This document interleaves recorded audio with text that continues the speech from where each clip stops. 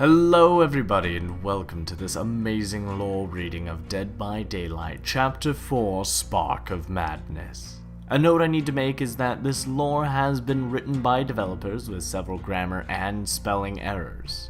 During the reading, I will correct the wording that I believe they were trying to express. However, I kept the errors in the text itself, so please consider this before letting me know there's a typo. I'm already aware. And with that out of the way, let's begin. Subject 7. Herman Carter. Codename, The Doctor. Larry's Memorial Institute, nestled in a sleepy woods 3 miles south of Michaelstown, Illinois. The Larry Memorial Institute started out life as a hospital specializing in the rehabilitation of GIs returning from the Korean War. The mansion, built in the late 1800s, and its massive lot were donated by the previous owner to be transformed into a medical facility. As an army hospital, it always fell under different laws and rules to other hospitals, and in 1967 it effectively became a front for the CIA. Under the stewardship of Mr. Stamper, the old army patients were shipped out and a huge fence erected around the property. Around this time, the public were refused access to the patients, and the whole place was shrouded in secrecy. By 1970, the Institute was fully transformed into a CIA black site with special requirements to develop cutting-edge interrogation techniques, and they employed a wide range of different doctors and specialists to help them. The Institute thrived through the 70s, growing to a staff of hundreds, filling the main hospital and several outbuildings. Documents and evidence about the Institute is scarce, as government condemned the entire building in 1983, even razing most of the building to the ground in what seemed to be planned explosive demolition. Even now, the events that led to the closing of the Institute and what happened to the staff and patients is shrouded in controversy and mystery. Snippets of information and heavily redacted documents tell the story of some kind of incident or event, but even the most tenacious of reporters have failed to unearth any real evidence of conspiracy or wrongdoing. You can still see what remains of the shell of the main hospital facility standing defiant against the ruins that surround it in what is still U.S. military land. Biography.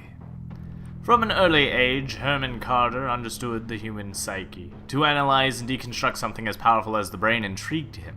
He was an apt pupil and gained the attention of his teachers. He excelled in high school and was published in The Partisan, a psychology gazette. Within a year, Carter was fast-tracked into Yale's Advanced Neuroscience program, really a front for the CIA. Brainpower is a must if you are about to conquer the world and demolish foes across the pond.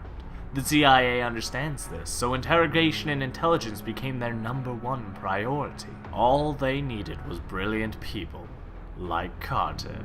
Carter and other top-tier recruits were transferred off-campus and into a secret black site facility in Illinois known as the Larry Memorial Institute.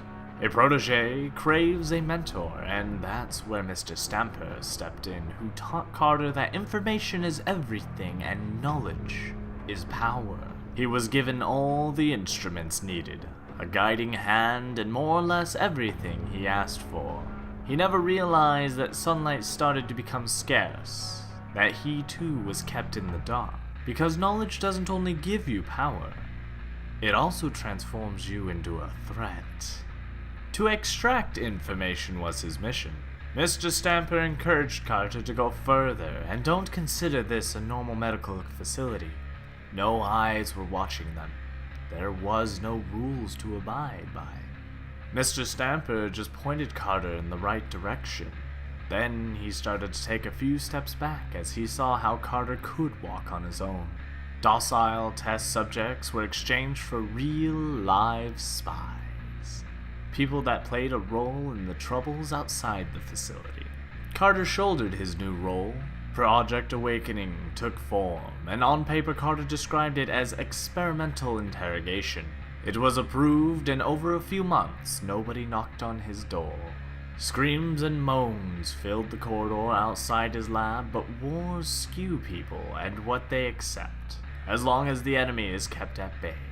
The fluorescent lights flickered more and more often. ECT became a standard dish on the menu.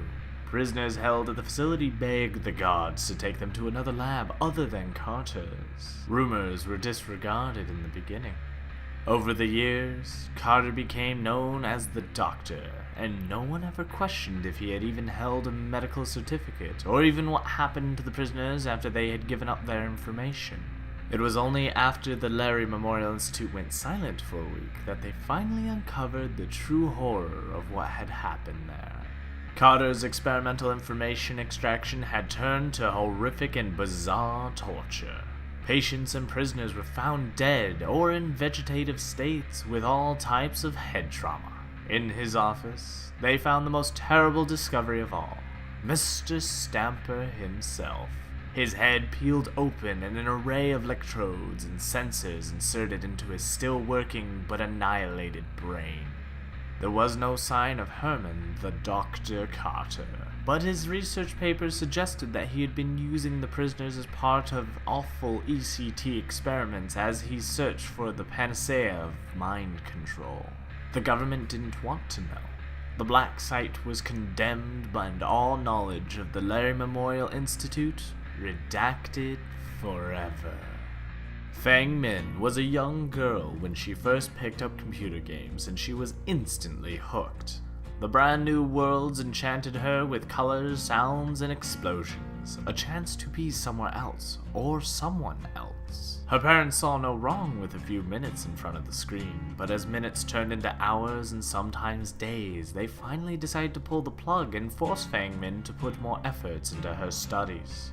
She felt smothered by parents who refused to see the potential of a future in games, so she left home and spent her time in internet cafes and LAN parties where the old rules didn't apply.